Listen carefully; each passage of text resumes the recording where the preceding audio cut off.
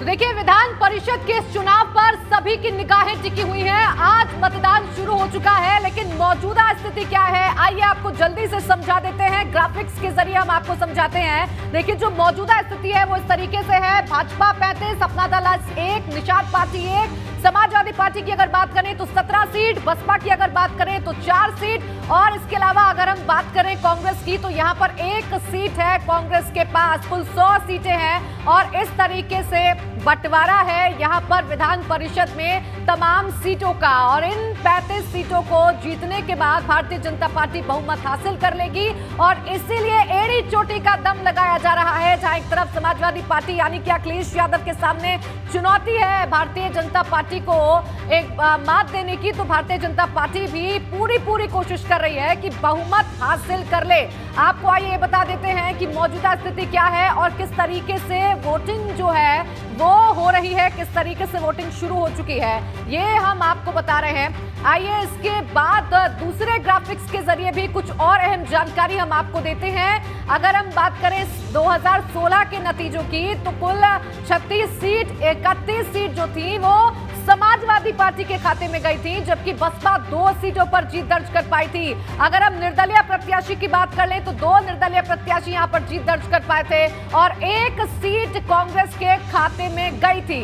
ये है 2016 के नतीजे और इसीलिए इस बार इन तमाम नतीजों पर सभी की निगाहें बनी हुई हैं। आइए अब आपको समझाते हैं कि विधान परिषद में सदस्य कैसे चुने जाते हैं। तो देखिए, विधायक द्वारा चुनाव होता है 38 सीटों पर, यानी कि 38 लोगों को, स्थानीय निकाय द्वारा 36 लोगों को चुना जाता है, ये हम आपको बता रहे हैं। इसके साथ ही साथ अगर बताएं शिक्षकों द्वारा कितना चुनाव होता है तो 8। अगर हम स्नातक द्वारा चुनाव की बात कर लें तो ये भी 8 सीटें हैं और अगर नॉमिनेटेड की बात कर लें तो 10 सीटें हैं जो कि डायरेक्ट नॉमिनेटेड होते हैं। तो इस तरीके से चुनाव होता है और इन्हीं चुनावों पर सभी की निगाहें बनी हुई हैं, क्योंकि आज का जो रण है वो काफी दिलचस्प है। विधान परिषद में बहुमत हासिल करने की लड़ाई है भारतीय जनता पार्टी की और इस पर वो एड़ी चोटी का दम लगाती हुई नजर आ रही है।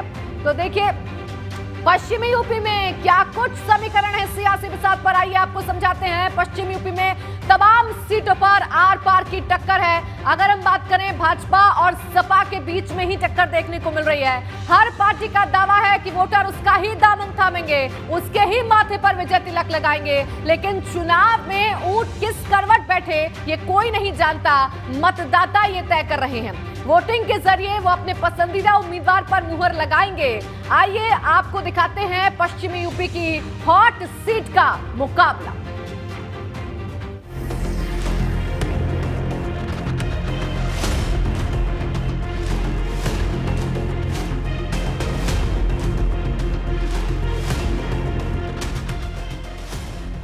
पश्चिमी यूपी में विधानसभा चुनाव के महीने भर बाद भाजपा और सपा गठबंधन के बीच महामुकाबला होने जा रहा है। कई सीटों पर आमने सामने की टक्कर है।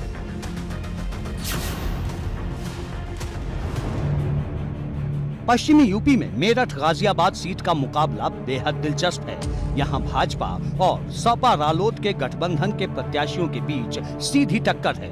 भाजपा की तरफ से धर्मेंद्र भारद्वाज मैदान में हैं, तो सपा रालोद की तरफ से सुनील रोहटा उन्हें चुनौती दे रहे हैं। जहां तक इस चुनाव की बात है तो मैं अभी हापुड़ के सारे ब्लॉक में ब्लॉक वाइज मैंने मीटिंग की है। 90% वोटर वहां पे आ रहा है। 10% वोटर होता है, किसी का काम रह गया, घर पे कुछ काम है, कोई परेशानी है, वही वोटर नहीं आ रहा। मुझे लगता है कि हमारी 4250 या 60 वोटों का ये चुनाव है और हमें लगता है कि 3500-4 हज़ार वोट हमें मिलेंगी और दूसरा प्रत्याशी हमारे सामने नहीं टिक पाएगा। हमारे पास पर्याप्त इतनी वोट है कि भाजपा का प्रत्याशी शायद नज़दीक भी ना पहुंच पाए। किसान और मजदूर पहले से ही इनसे तरसते, इन्होंने कैसे सरकार बनाई, क्या बनाई, वो इस समय इस बारे में कहने की कोई उचित नहीं है, लेकिन इस समय जो है वोटर जो है गठबंधन को वोट देगा। इस एमएलसी चुनाव में सपा ने रालोद को 2 सीटें दी थीं। इनमें एक सीट मेरठ गाजियाबाद की है, जबकि दूसरी बुलंदशहर की। बुलंदशहर में भाजपा प्रत्याशी निर्विरोध जीत चुका है और अब मेरठ गाजियाबाद सीट की हर तरफ चर्चा है, जहां मेरठ के भाजपा सांसद राजेंद्र अग्रवाल की प्रतिष्ठा भी दांव पर लगी है। पर दावा है कि अखिलेश यादव की अगुवाई वाली सपा इस चुनाव में भी मुंह की खाएगी। अखिलेश यादव जी बुरी तरीके से हारने वाले हैं। हो सकता है उनको ऐसा लग रहा हो कि एक भी सीट वो उत्तर प्रदेश में एमएलसी के नहीं जीतने वाले हों, इसलिए ऐसा कह रहे हैं। मैं फिर कह रहा हूं, देश का जो चुनाव आयोग है वो दुनिया भर के अंदर निष्पक्ष चुनाव कराने के लिए प्रसिद्ध है, उसकी प्रतिष्ठा है। इस प्रकार की बातें करना देखा जाए तो लोकतांत्रिक व्यवस्था में उनका जो कम विश्वास है उसको प्रदर्शित करती है। आगरा फिरोजाबाद सीट विधानसभा परिषद चुनाव की हॉट सीट में शामिल है। यहाँ भाजपा और सपा रालोद गठबंधन के तेवर आक्रामक हैं। यहाँ भाजपा की तरफ से विजय शिवहरे मैदान में है, तो सपा ने मौजूदा एमएलसी दिलीप यादव पर दोबारा भरोसा जताया है। इससे पहले जो एमएलसी रहे वो 6 वर्ष में कभी भी किसी व्यक्ति के पास नहीं गए जो उनके मतदाता थे। तो मुझे जो लग रहा है, माहौल जो दिख रहा है, वो मुझे लगता है कि भारतीय जनता पार्टी के पक्ष में हमारे मतदाता हमको वोट डालेंगे। ये सीट सपा और बसपा का गढ़ मानी जाती है।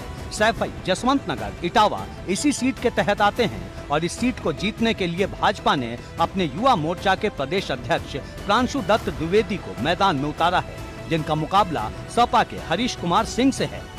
इसे लेकर यहाँ चुनावी तापमान आसमान पर है। 2/3 बहुमत के साथ भारतीय जनता पार्टी की सरकार को नागरिकों ने वापस भेजा है।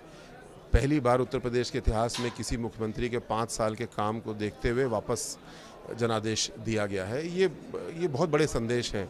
ये बयान नहीं है, ये जनता का संदेश है। अब मतदाताओं की बारी है, जो ये तय करेंगे कि उनका विधान पार्षद कौन होगा। एबीपी गंगा के लिए ब्यूरो रिपोर्ट।